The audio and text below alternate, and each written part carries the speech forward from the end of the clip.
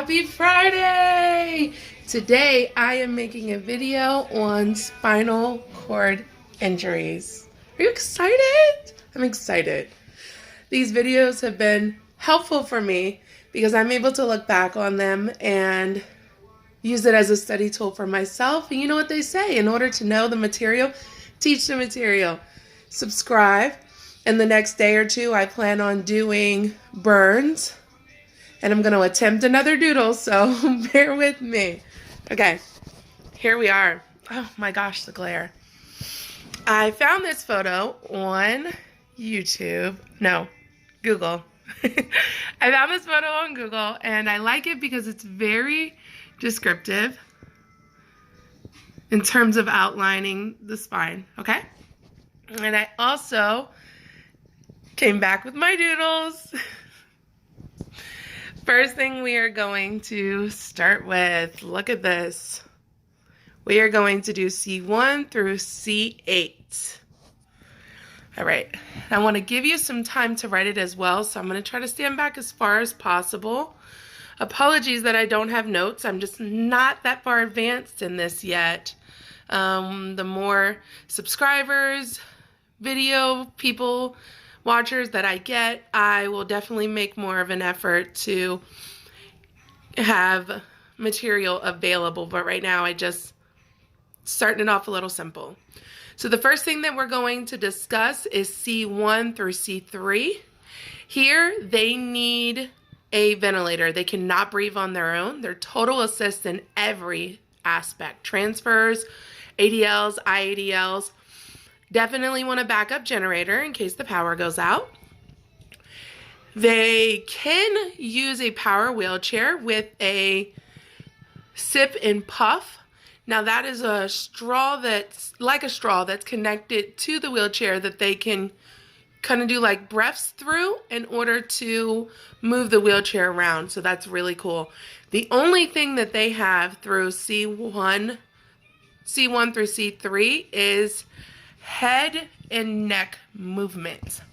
So the visual that I have for this, because as you guys have seen from the other ones, I'm a very visual person. What I envision in a C1 through C3 is a straitjacket. I know that sounds crazy, but the only thing that you can move is your head and your neck. Everything else is stuck. So C1 through C3, straitjacket. It will help you remember, because an individual in that requires total assistance as well. C4, they can breathe on their own. And just like C1 through C3, C4, they have no control of their bowels or bladder. C5, they're able to raise their arms and flex their elbows, but no extension. They still don't have control of their bowels or bladder, but they can use an electric wheelchair with hand controls now. They're still a total assist in everything, but they're definitely showing progress. Now, the visual that I have for a C5, let's see. The fact that they could use their hands, but no elbow flexion. They have elbow flexion and no extension. I would have to say probably someone sitting in a recliner. That's what I would think about. Like fully reclined recliner for C5, because you're able to raise your arm in a recliner.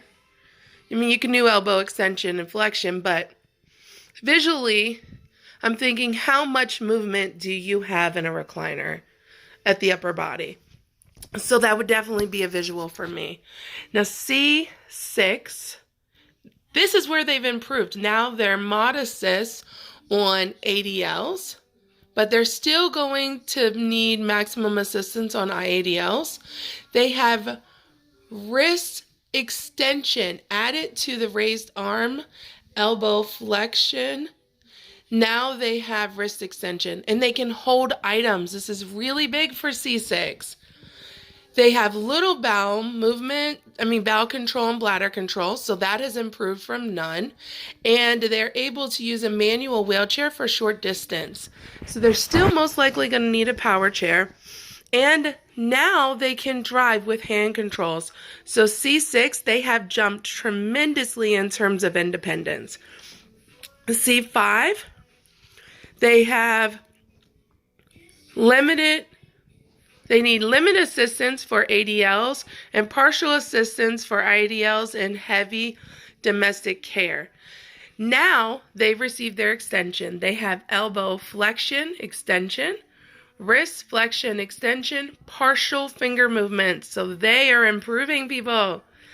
Their nervous system and their mobility is the exact same as C6. Very important to remember. Little bowel and bladder and the wheelchair mobility. C8, they are primarily independent. Movement, nervous system, and mobility is all the same as 7. The only difference is they're independent in their ADLs and partial independent in IADLs. So they are making big steps. Oh, we got to be proud of them, you guys. All right, here we are. We're over at T. We're doing pretty good. These go a little bit faster. C is definitely more detailed. So T1 through T5, this glare, I'm sorry, it's making it hard for you guys to probably write. They're independent in their ADLs and IADLs, normal upper extremity range of motion and strength. So a very big step from the C. They still have the little bowel and bladder control, but they're independent in their transfers and they can use a manual wheelchair. And the driving is still the same as C6. All right, for T6 through T12, their movement, nervous system are the same as T1 through 5. So the independent IADLs and ADLs, the upper extremity range of motion and strength, as well as the bowel and bladder control are the exact same here. They are still independent in their transfers, still using a manual wheelchair. The only difference you'll notice here is they can now stand in a standing frame. Yay them! And they're able to walk with a brace, but it will be a little difficult. Still the same driving. This is tremendous from C. All right, we're moving over, you guys, making our way downtown. That song from White Chicks just came in my head. Anywho, L1 through L5, independent in ADLs and IADLs, upper extremity strength and range of motion is within normal limits. They are a partial paralysis in their hips and legs. They still have little bowel and bladder control, independent in their transfers. The big difference here is that they're walking with a brace and they're not requiring as much assistance as they would have needed in the T. Now we're down to S. I'm trying to get this glare from you guys, I swear. Okay, hopefully you can still write that. It's not too far away. Now they are independent in IADLs and ADLs, normal range of motion and strength, some loss of function in their hips and legs. So remember, L, they are partial paralysis, and S is some loss of function. That's the difference there. Still the same bladder and bowel control, which is little. They're still independent in their transfers, and they're likely able to walk with an aid or assistance, although they may be a little slow. And the big milestone here, they've been driving since C6, if you remember, but they can now independently load their wheelchair into the car. That is a major difference. None of the others are able to do this. So to remember, S1 through S5, the major differences is they can walk with an aid, although it will be slow, and they can load their wheelchair independently. If there's anything you're going to remember in this section. L1 through L5, the biggest thing to remember is the partial paralysis in the hips and legs and able to walk with a brace. T6 through 12, the biggest thing I would remember here is standing frame. They can walk in the standing frame. or stand in the standing frame, I'm sorry, and can walk with braces. T1 through T5, I would remember the fact that they are officially independent with their transfers. Yay them! Okay, and I'm just going to have you a couple more seconds on the C's because the C, as you know, it's very, very lengthy and descriptive. A lot of stuff goes on when you injure C1 through 8. If you guys have any questions, comments, concerns, suggestions, let me know. Subscribe, please. I'm going to be making more, you guys. I take my exam on the 22nd. The 22nd. I've been marking days out. Pray for me.